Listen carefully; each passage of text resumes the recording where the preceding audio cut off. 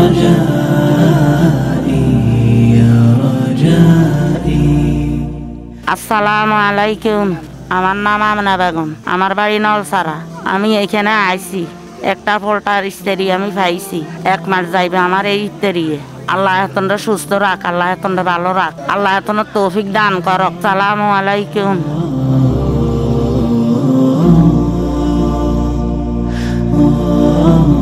يا رجائي يا رجائي يا رجائي